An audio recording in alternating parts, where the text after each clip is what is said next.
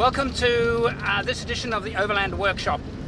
Talk about driving on gravel roads. I'm Andrew St Pierre White. Join me as I share my passion for building four-wheel drive trucks and then travelling to the remotest parts of the world. It might surprise you that a lot of people, they don't understand gravel roads.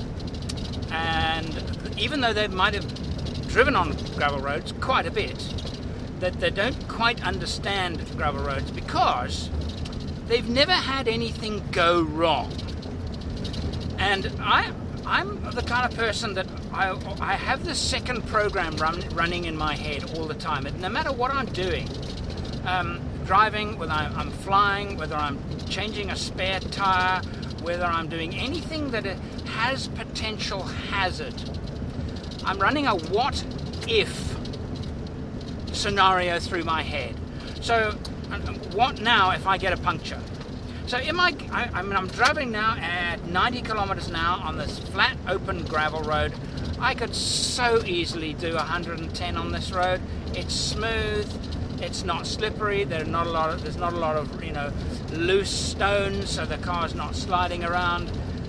However, I'm not doing that because a couple of things could easily happen right now. A kangaroo could come out in front of me. So what am I going to do if a kangaroo comes in front of me now? I'm going to hold the steering wheel straight and I'm going to hit the brakes. That was so easy. It was so painless. There wasn't a moment of fright in coming to a standstill in a very, very short time. No skidding, the ABS didn't even turn itself on, and I used full braking and could have avoided an accident. If I had been doing 110, that stopping distance, and now this would be a scientific question to ask, but probably double. I'm getting good. I'm on my way. I'm 90 kilometers an hour. It's 130 kilometers an hour stretch. I've got plenty of time to do it in. And if something happens, I can stop quickly. Often on a road like this, you get deep drainage culverts that run across the road. Heavy rain, the road hasn't been repaired, and sometimes if the sun, particularly if the sun is very high, you cannot see them because there's no shadow being cast. So you will see them at the last second. If I hit it at 90, or if I manage to slow down to 60 and I hit it, my suspension will probably survive. If I hit it at 90, having slowed down from 110, just maybe my suspension won't survive. So I'm running, what is a comfortable speed where I'm not going to lose traction? If I do have to do an emergency maneuver, I can do it. And if I have to swerve, now, swerving I will avoid, but if I have to swerve at 90 kilometers an hour, I've got a good chance of keeping control of the car and not hitting any of the trees around me. If I'm doing 110, mind you, that chance diminishes a great deal. So why not travel at 90? All right. The other thing is that how good are you at controlling a slide? Because that's the big thing, isn't it? So now if I have to make an evasive maneuver and I go into a slide, how good a driver am I at actually getting the vehicle into a slide, controlling it, and keeping control, holding control, even though the vehicle is in a good slide, because that's going to happen. If I now swerve and do a evasive maneuver on a gravel road, I'm going to go into a slide. So now the question is, what kind of slide do I want to go into? Now, I can decide what kind of slide right now. Big truck, guy being a road train just pulled over to check his wheels, walking around the truck.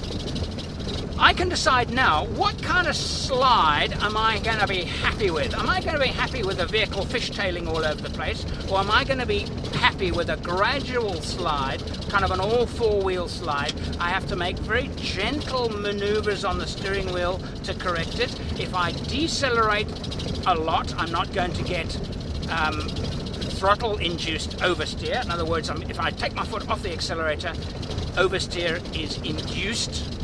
In a rear-wheel drive vehicle, I'll get a lot more of it. Or do I want that reaction of the vehicle, if I do get into a slide, to be more manageable, slower, easier to control?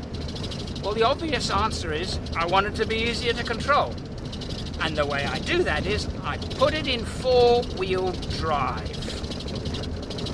Put it in four-wheel drive. And a lot of people, and this is so common, even today, so many people don't understand what four-wheel drive is for. Whenever I hear the word, we didn't need four-wheel drive, oh, we did the whole track and we didn't need four-wheel drive, I think to myself, you didn't need your seatbelt. Did you just wear it because it's law? No, you wore it because of a what-if situation. So what if I have an accident? I want a seatbelt. Well, four-wheel drive is the same thing. I use four-wheel drive not because I need it, because I want the benefits of it should they pitch up. Now, right now on this dirt road, the vehicle is tracking perfectly. It's not, even if we're hitting a little bit of a sand here and there, it's going dead straight forward. It's easy to drive. It's effortless. I can relax. It's in four-wheel drive. Four-wheel drive equals the power, the energy going to front and back wheels, which means it will have an inherent understeer.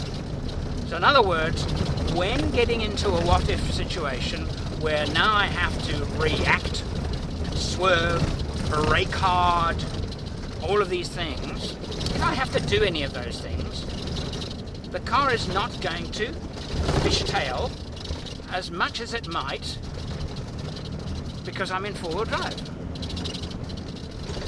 People think, oh, it's going to use much more fuel. I challenge you to measure how much extra fuel.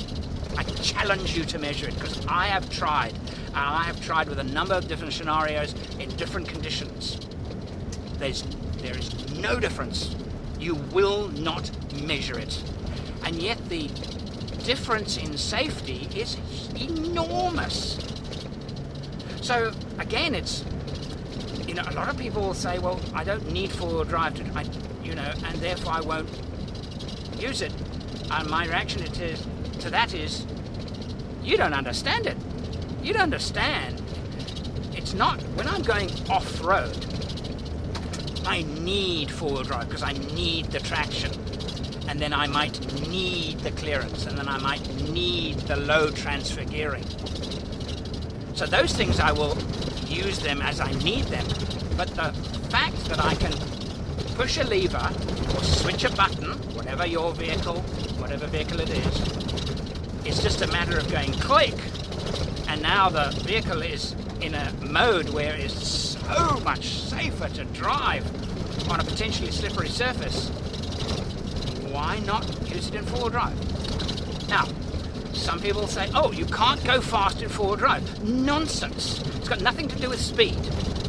It's got to do with how slippery the surface is. Now, on a gravel road, there is enough wheel slip for it not to matter whether you drive at 160 kilometers an hour in locked-up four-wheel drive. It's not going to make any difference.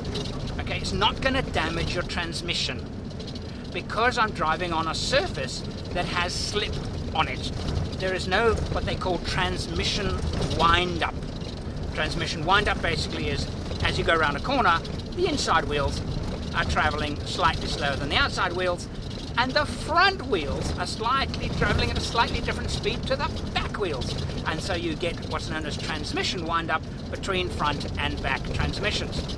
On a gravel surface, there is no transmission wind-up. It doesn't happen. It only happens on a sealed surface, on a very high traction surface. So that's why vehicles can be need to be driven in two-wheel drive on a high traction surface and can be driven on a four-wheel drive on anything but the perfect traction surface.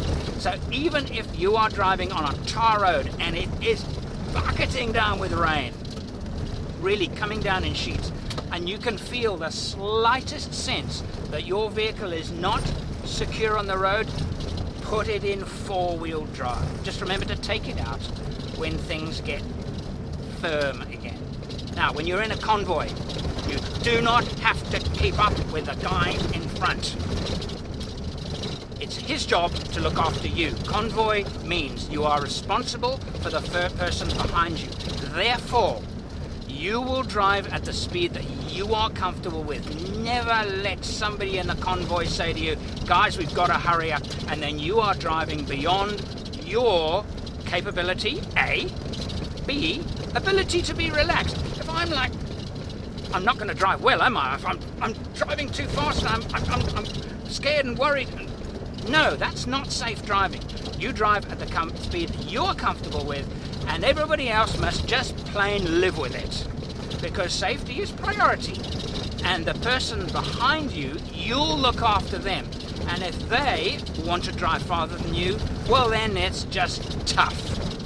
Because you are responsible to looking after them, and the person in front will have to slow down because it's his responsibility to look after you.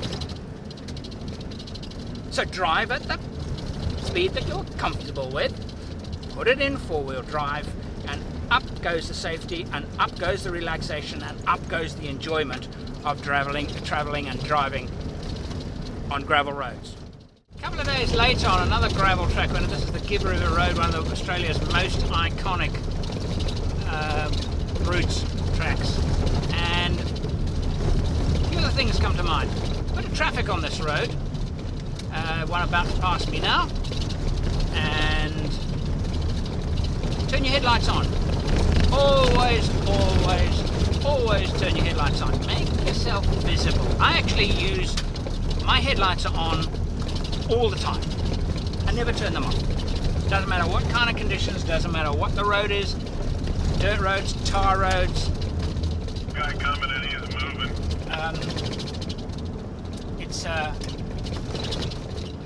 Turn your headlights on, make yourself visible. Dust penetrates through the dust, especially if you're overtaking vehicles in dust. Another thing is, let's talk a little bit about corrugations. I've done a lot of videos in the past about corrugations and getting the speed right on corrugations. Now, on a rough gravel road, it's a nice idea to let your tyres down a bit. How much? Well, there is a rule of thumb, but the way I look at it is, let them down a bit, drive it if you can feel an improvement, but you don't want the tyres to flex too much. So if you get out and you look at them, I'm not going to give you a percentage, I'm not going to give you a pressure, because I don't know what that pressure is, because your vehicle is not the same as mine. Your tyres aren't the same as mine. The thickness and the strength of the sidewall is not the same as mine. The amount of load you're carrying is not the same as mine. The difference between the front axle and the back axle is not the same as mine. What you do is you look at the tyre, and if it's bulging a lot, then it's too flat. But it must bulge something. It must bulge. Particularly on a road which is rough. If it's got a bulge, it's a shock absorber, it's a spring, it's absorbing the shaking.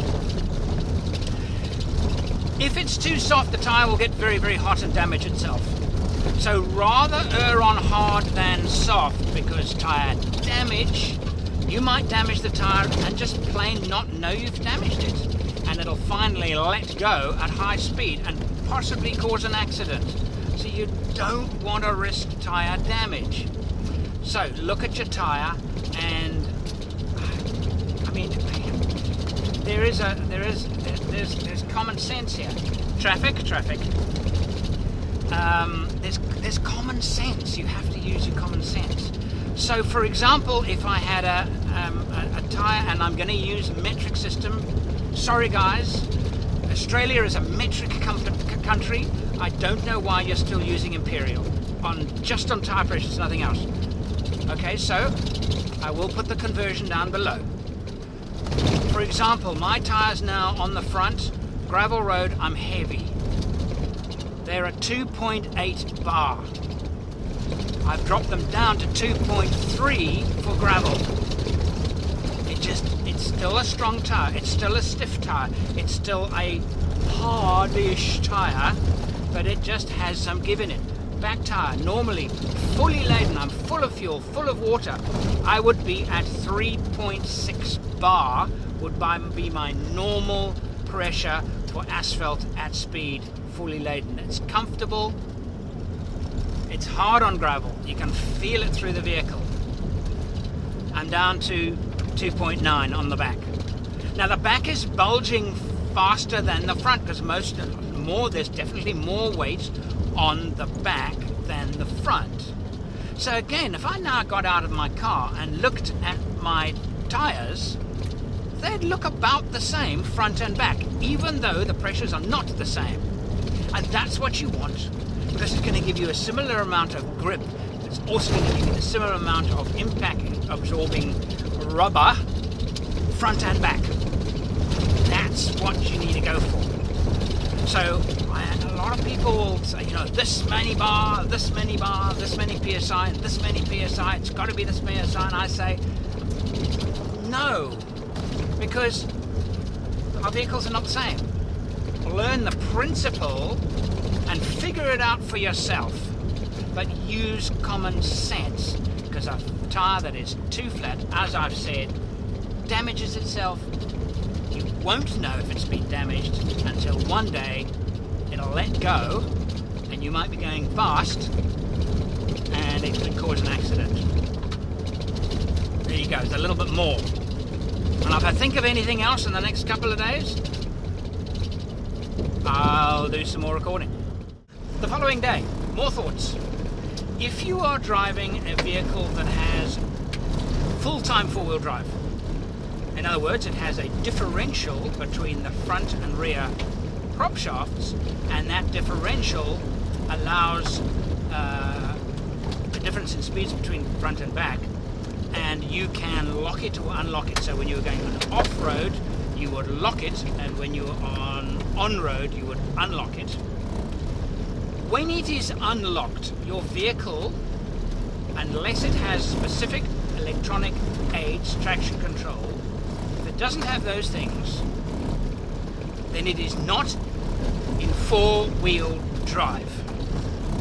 The reason for that is because the drive is equally split between the front axle and the back axle with an open differential. All the drive can go to the front axle, leaving nothing to the back, and an instant later all the drive can go to the back axle, leaving nothing for the front. So in a gravel situation, when I say engage four-wheel drive, I'm talking, in that situation, those vehicles, I'm talking about locking the center differential, which is the equivalent of part-time four-wheel drive vehicles, where I actually engage four-wheel drive and two-wheel drive to the rear, four-wheel drive all four. That kind of vehicle is exactly the same configuration. When a full-time four-wheel drive vehicle has the center transmission in the locked position, which means I always get drive to the front wheels and I always get drive to the back wheels. There's no differential speed between the two. That is what I mean. So when I say on a gravel road engage four-wheel drive, you guys with permanent four-wheel drive vehicles, let me think about them. Best one is the Land Rover Defender. It's the most well-known one. Early Range Rovers. Mitsubishi Pajero, you have a two-wheel drive, you have a four-wheel drive, and then you have a four-wheel drive locked center differential. I'm talking about the four-wheel drive with locked center differential. In that situation with a Pajero, the two-wheel drive, all it does is decrease safety with no advantage at all. Okay, so in that particular situation, you would be in four-wheel drive, locked, by locking the center differential. Land Cruiser 100 series, it has a center transmission lock, because it's permanent four-wheel drive, lock the center. Now I am in proper locked up four-wheel drive. See, when they say permanent four-wheel drive, isn't really four-wheel drive. All it means is that the drive can be to any of the four wheels. It's not to all of the four wheels, it's just to any of the four-wheel drive it can choose, as I mentioned. It's a common misnomer. Permanent four-wheel drive vehicles are actually very nice, and that's because with that, with the neutral stability that four-wheel drive gives, you can have that same advantage on a tar road when driving with an open center transmission and drive to the front sometimes and drive to the back sometimes. What that in effect does, it makes the steering kinder, more neutral, less oversteer, easier to control. It's just a very, very nice feature for the vehicles that have it. Again, that's why the Pajero two-wheel drive. Why would you want two-wheel drive when it's so much better in four-wheel drive? So that's a thing about engaging four-wheel drive. As I said before, it's not because you need it. It's because it's there and it's fantastic, and it's the most important thing four-wheel drive does for any vehicle. It improves safety. I don't know if we're done yet. I'll think of anything. We've got a long trip through Australia. If I think of anything else, I'll add it. Whoa, big lorry coming. I'll pull over. Oh, there is one more thing. Slow down. When you see traffic coming in the opposite direction, slow down. Slow down, Cobber. I just passed by some city boy in a Jeep going at stupid speeds. It's a smooth road, so they can. What about the stones that get kicked up onto the windscreens? Slow down, pull over. I sound like a whining old I've never known this road so good. It's just crazy. Anyway, I find it very frustrating. Headlights on, see another car, ease back, choose the dust, pull over, get past safely, speed up again. But this is not logic to a lot of people. Yeah, it frustrates me actually, because it's just nobody can afford a smashed windscreen out here in the middle of the bush. That's a real mission. So far from a repair. A repair is days away, not hours, days.